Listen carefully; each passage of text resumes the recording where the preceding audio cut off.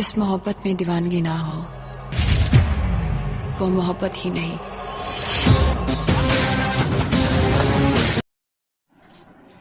नमस्कार दोस्तों, आज हम लोग बी फॉर्म फर्स्ट ईयर के इनऑर्गेनिक केमिस्ट्री के एक इम्पॉर्टेंट टॉपिक इम्प्योरिटी के बारे में पढ़ने वाले हैं। तो चलिए हम लोग वीडियो को शुरू करते हैं। सबसे पहले हम लोग जान लेते हैं कि इम्प्योरिटी होता क्या है।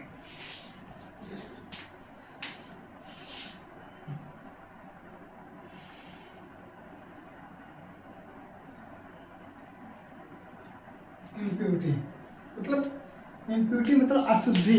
मान लीजिए कोई केमिकल है, इसमें कोई केमिकल है, मतलब कोई केमिकल या ड्रग है। अगर इसमें कोई फॉरेन मटेरियल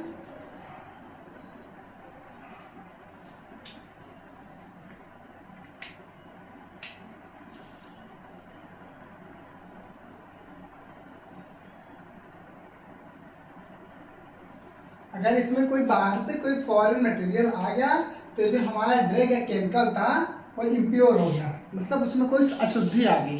इसी को हम लोग इम्प्योरिटी कहते हैं।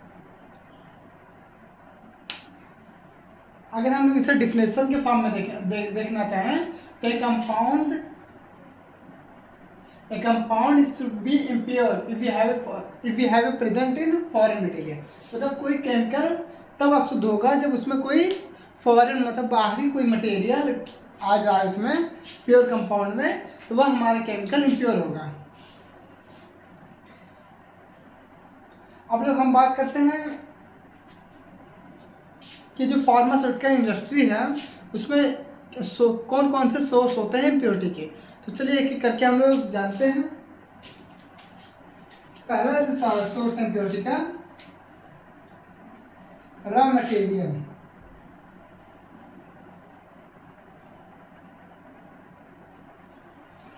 पहला जो सबसे ज़्यादा मेन रीज़न है इम्प्योरिटी का इन फार्मास्यूटिकल इंडस्ट्री में, मान लीजिए हमें कोई ड्रग बनाना है तो उसके लिए पहले हम लोग को रॉ मटेरियल लाना पड़ता है। तो अगर रॉ मटेरियल ही खराब रहेगा तो जो ड्रग बनेगा वो खराब ही होगा। इसलिए जो सबसे मेन रीज़न है, जो सबसे इम्पॉर्टेंट थिंग है फार्मास्यूटिकल इंडस्ट्री में ड्रग बनाने के लिए वो है रॉ मटेरियल। अगर हमारा रॉ मटेरियल ही खराब रहेगा तो जो हमारा ड्रग या केमिकल रहेगा तो जो मैन्युफैक्चरिंग करेंगे जिसका वो भी इम्प्योर होगा। दूसरे जो कारण हमारा सबसे मेन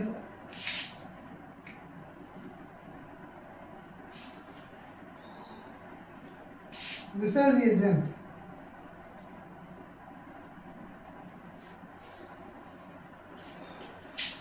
दूसरा जो सोर्स है वो रिएजेंट है। अगर मान लीजिए हमारा कोई मेडिसिन बना रहे हैं, जैसे हम लोग पैरासीटामॉल बना रहे हैं, उसमें जैसे हम लोग केवल मेन ड्रग थोड़ी ना मिलाते हैं, उसमें अगर हम मान लीजिए कोई एक्सिपिएंट मिला रहे हैं, अगर एक्सिपिएंट खराब रहेगा तो जो हमारा पैरासीटामॉल बनेगा वो भी खराब ही होगा।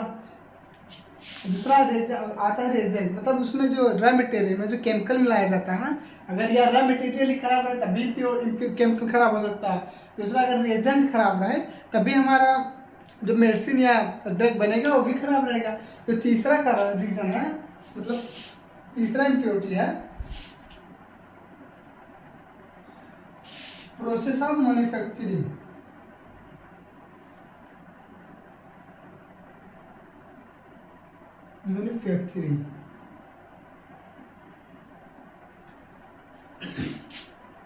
इसका मतलब प्रोसेस ऑफ मैन्युफैक्चरिंग मतलब क्या हुआ कि हम लोग जो प्रोसेस यूज कर रहे हैं मेडिसिन को बनाने में, अगर वो प्रोसेस गलत रहे, मतलब अगर मान लीजिए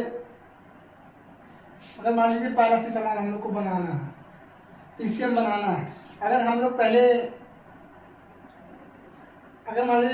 तो हम लोग का रॉ मटेरियल लेना, उसके बाद है उसमें वाटर मिलाना, तीसरा मान लीजिए है एक्सिपिएंट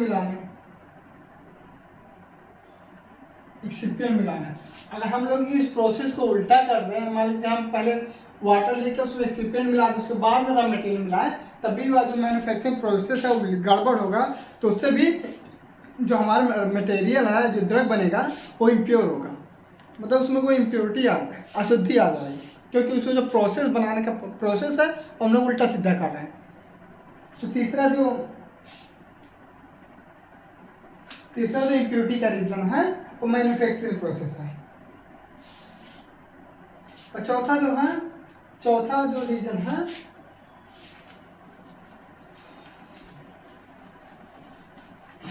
चौथा एटमॉस्फेरिक कंटामिनेशन।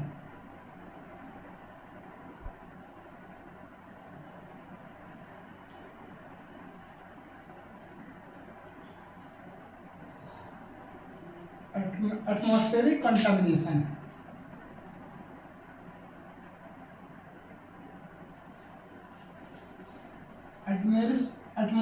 Atmospheric contamination.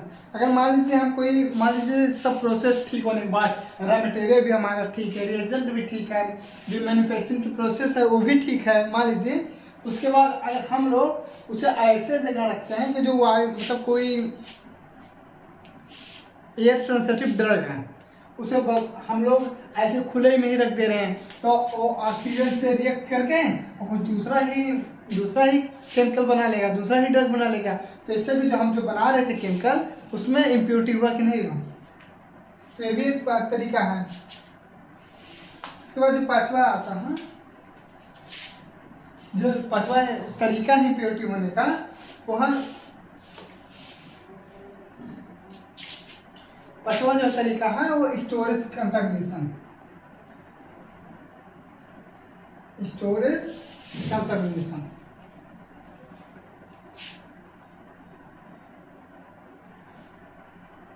अब स्टोरेज कंटामिनेशन मतलब क्या होता है? अगर मान लीजिए हम लोग ऐसे जगह स्टोर करते हैं, मान लीजिए कोई पैरासीटामॉल है, अगर उसको रूम टेम्परेचर पे 25 डिग्री सेल्सियस पे अगर उसे स्टोर करना है, 25 डिग्री सेल्सियस पे स्टोर करना है, अगर जहां हम स्टोर कर रहे हैं वो 50 डिग्री सेल्सियस है या 15 डिग्री सेल्सियस है, तभी जो हमारा जो ड्रग है वो इम्प्योर हो जाएगा, मतलब उसमें कुछ ना कुछ गड़बड़ी हो जाएगा। अगर ज़्यादा हीट हो गया तो जो ड्रग है उसमें डिग्रेशन होने लगेगा, या कम हो गया तभी उसमें डिग्रेशन होने लगेगा, मतलब जो हमारा जो केमिकल बनना था, ड्रग बनना था, वो भी इम्प्योर हो गया। इसके बाद जो नेक्स्ट छठवां नंबर आता है, या मान लीजिए कंटामिनेशन ऐसे भी हो सकता है, मान लीजिए हम लोग कोई वेसल यूज कर रहे हैं, मान लीजिए हम लोग आयरन का कोई बर्तन यूज कर रहे हैं ड्रग को स्टोर करने के लिए, अब पता लगा कि जो ड्रग है वो आयरन से रिएक्ट करके कुछ और दूसरा ही बना लिया, तो उससे भी हमारा जो मेन ड्रग है वो इम्प्योर हो जाएगा। इसके बाद जो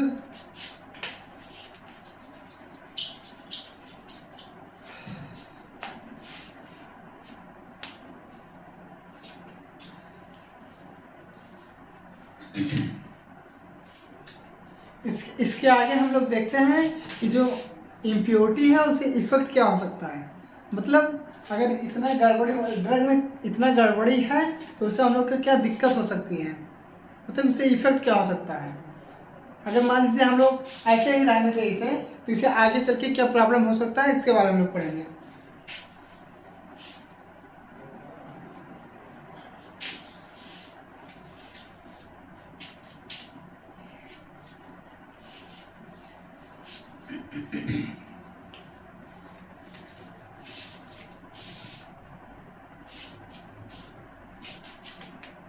और अब हम लोग आगे पढ़ते हैं कि जो अभी तक हम लोग पढ़े थे कि अगर मान लीजिए जो हम लोग कोई ड्रग बना रहे हैं तो उसमें जो स्टेप है या जो रॉ मटेरियल यूज कर रहे हैं, जो रिएजेंट यूज कर रहे हैं, जो बेसल यूज कर रहे हैं, एटमॉस्फेरिक कंटामिनेशन, इन सभी तमाम तरीकों से जो हमारा ड्रग था इम्प्योर हो रहा था। अब हम लोग आगे पढ़ेंगे कि मतलब जो हमारा ड्रग इम्प्योर हो रहा है उससे हमारे लिए मतलब क्या हार्मफुल हो सकता है अगर हम लोग वैसे ड्रग बना के, वैसे मान लीजिए इतना कमी होने के बाद में, जो हम लोग पढ़े हैं पहले, उतना कमी होने के बाद में उसके बाद भी हम उस मेडिसिन को बना ले रहे हैं, उसको हम लोग खा ले रहे हैं, तो उससे हम लोग के शरीर में या बॉडी में क्या प्रॉब्लम हो सकता है, मतलब उस इम्प्योरिटी का क्या इफेक्ट हो सकता है, उसके बारे में हम लोग पढ़ेंगे। तो चलिए हम लोग शुरू करते हैं। Effect of impurity.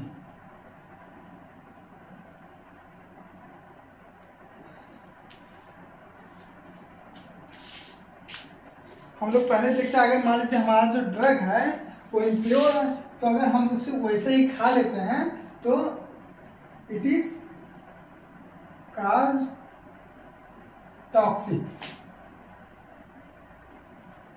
मतलब यहाँ अगर हम लोग कोई मान लीजिए हम लोग उसका जो chemical physical and chemical state अगर चेंज हो गया है तो हम लोग वो भी हार्मफुल हो सकता है। मतलब हम लोग पैरासीटामोल बना रहे थे तो पैरासीटामोल ना बन के कोई और कंपाउंड बन गया जो हमारे लिए, जो हमारे बॉडी के लिए बहुत खतरनाक है, तो टॉक्सिसिटी पैदा कर दे। तो अगर तो पहला जो इफेक्ट है इम्प्योरिटी का वो टॉक्सिसिटी हो सकता है। मान लीजिए अगर हम उसे वैसे ही खा ले उसे तो टॉक्सिसिटी भी पैदा कर सकता है। उसके बाद जो दूसरा रीजन है वो थेराप्यूटिक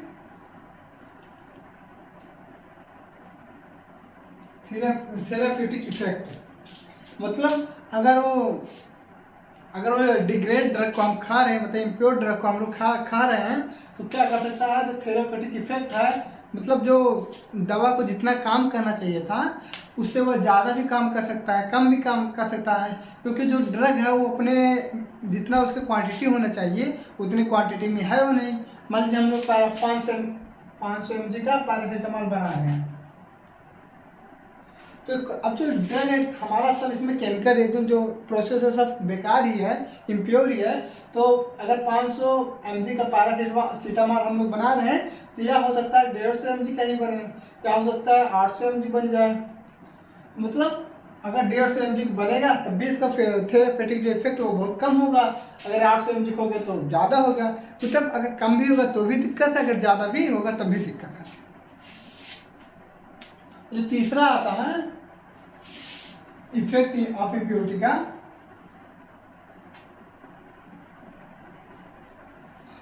अब जब ड्रग ही खराब रहेगा तो ड्रग क्या करेगा, इसके फिजिकल जो हमारे जो ओरिजिनल ड्रग है उसके फिजिकल और केमिकल जो नेचर है उसको भी बदल सकता है।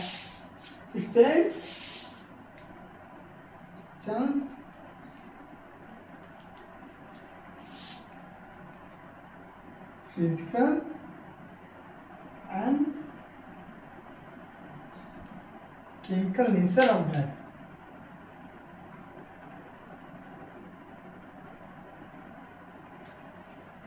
जो हमारे ड्रग का जो हमारे ड्रग का फिजिकल केमिकल नेचर है उसे भी बदल सकता है। अगर फिजिकल केमिकल नेचर ही बदल जाएगा, पैरासीटामोल बना रहे हैं तो पता लगेगा ये रेविजोल बन जाए और कुछ बन जाए, तो हमारा ये भी इफेक्ट कर सकता है। मतलब इसलिए जो इम्प्योरिटी है हमारे ड्रग के ऊपर बहुत ज़्यादा मायने रखता है कि अगर ड्रग में इम्प्योरिटी हो, इसलिए जो हमारा जो फार्मास्यूटिकल इंडस्ट्री है उसमें बहुत केयरफुली सब प्रोसेस किया जाता है कि ना मशीन में ही गड़बड़ी हो, ना केमिकल में गड़बड़ी हो, या ना मैनुअली गड़बड़ी। मतलब जो उसमें व्यक्ति कार्य कर रहे हैं उनके हाथों के द्वारा ना कोई मशीन आगे पीछे हो जाए या कुछ गड़बड़ी हो जाए, तो उसको भी ध्यान में रखते हुए सब किया जाता है, तो हम लोग का एक परफेक्ट ड्रग बनता है।